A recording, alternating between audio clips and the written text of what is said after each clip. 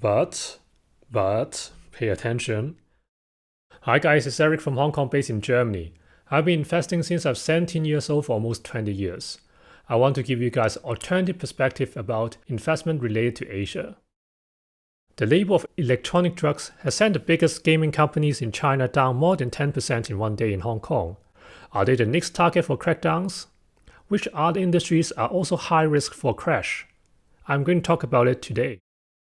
The share prices of Tencent and NetEase, two of the biggest gaming companies in China, went down up to 14% in one day in Hong Kong.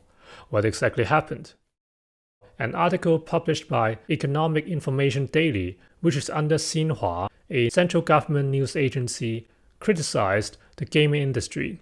They called electronic drugs.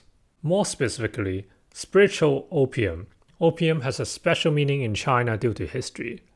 And they claim that students spend more than 8 hours per day playing games, and especially this is an addiction that would destroy a generation. Quote.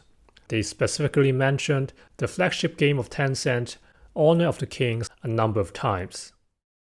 The article led to the market crash of gaming industry because investors have no idea whether they will be the next in the crackdown list after fintech, e-commerce, ride-hailing, delivery, and the latest tutoring.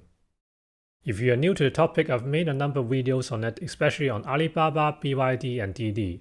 You can check out the link above to my channel so that you can get some background information about the crackdown in the past few months and past few days.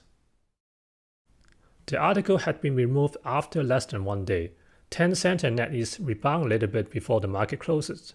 Is it a sign that the regulators don't want to upset the market too much and want to be consistent? This is yet to be seen. Tencent swiftly announced measures to tackle addiction, for example limiting the time of minors to play games, also for their in-game purchases below 12 years old, and they are cracking down on the people who are using adults' accounts and below 12 years old. Some analysts observed that Alibaba, DD, and also tutoring company were being treated more harshly than Tencent and Meituan. So maybe, just maybe, Tencent and other gaming companies might have some luck that they won't be so harshly treated because the regulators don't want to scare off the whole market into panic selling. Also, Tencent apparently is better at handling regulators than Alibaba and DD, so hopefully it will do better than them. But given the direction so far about antitrust behaviors, about protection of consumer rights, about protection of workers, about data security, gaming would not be too far from the targets.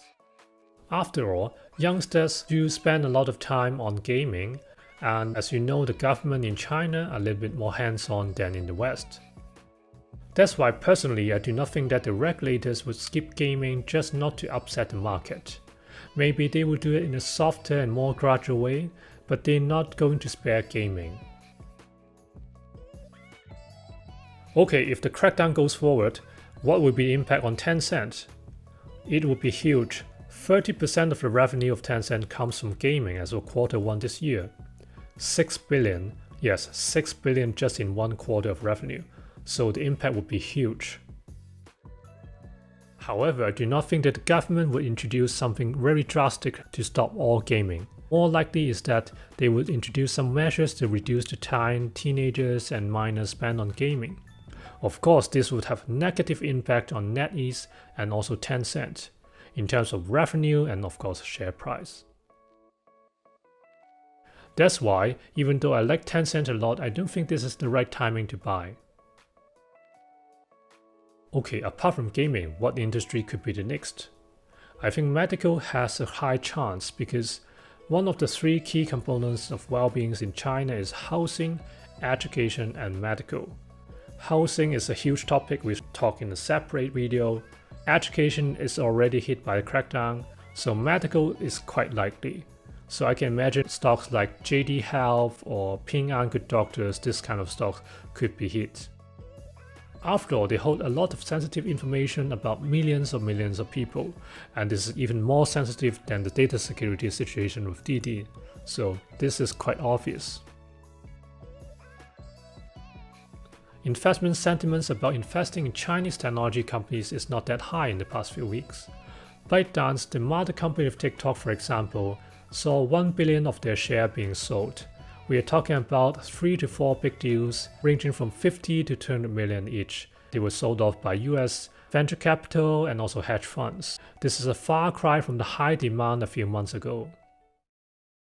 To be honest, I think that TikTok has a much lower risk compared with education or medical industries because of the data that they collect is so different. The investors probably overreacted, and in the longer term, I think the trend is still going upward. But, pay attention, the valuation would be much lower than before.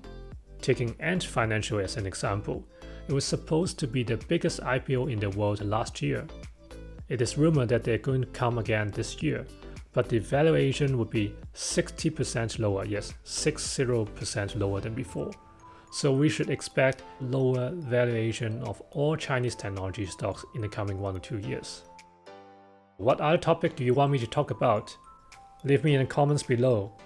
If you like the video, remember to like, share and subscribe. Even better, clicking the bell button next to the subscribe button so that you're not going to miss out.